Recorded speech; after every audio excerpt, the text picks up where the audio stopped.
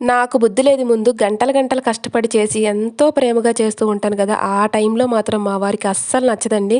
ఈరోజు బాలేదు అసలు కర్రీ అదేంటో గాని అంటారు. అస్సలు టైం లేదు ఈరోజు మనకు గబగబా చేసేయాలనుకుంటాను కదా! ఆ రోజు మాత్రం టేస్ట్ ఏంటి ఇంత బావుంది, భలే చేసావే ఈరోజు అని పొగుడుతూ ఉంటారు. నాకు అస్సలు అర్థం కాదనండి. అసలు ఆ టైమింగ్‌ని బట్టి అంటారా ఏంటో నాకు అసలు అర్థం కాదు.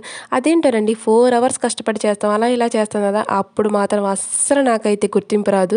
ఏం చేస్తాం చెప్పండి? వాళ్ళకి నచ్చితే బావుందని చెబుతారు. నచ్చకపోతే నచ్చలేదని చెప్తారు అంటారు గానీ, కానీ ఆ టైంలో ఫేస్ చేసేటప్పుడు ఎంత కోపమొస్తదో చెప్పండి. ఎనీవే మీ హస్బెండ్స్ కూడా ఇంతేనండి?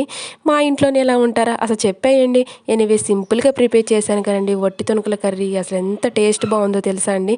నిజానికి నాకైతే అసలు వేడి వేడి అన్నంలో తింటుంటే ఉందండి. మామూలుగా లేదసలు. అంత బావుంది తెలుసా? మీరు కూడా ఇలానే ప్రిపేర్ చేస్తూ ఉంటారా? ఎనీవే ఇంతవరకు వీడియో చూసారు కదా! ఒక చిన్న లైక్ ఇవ్వచ్చు కదండీ! సబ్స్క్రైబ్ చేసుకొని సపోర్ట్ చేయొచ్చు కదా! అసలు కర్రీ టేస్ట్ ఉందండి. మామూలుగా లేదండి. అంత బావుంది తెలుసా?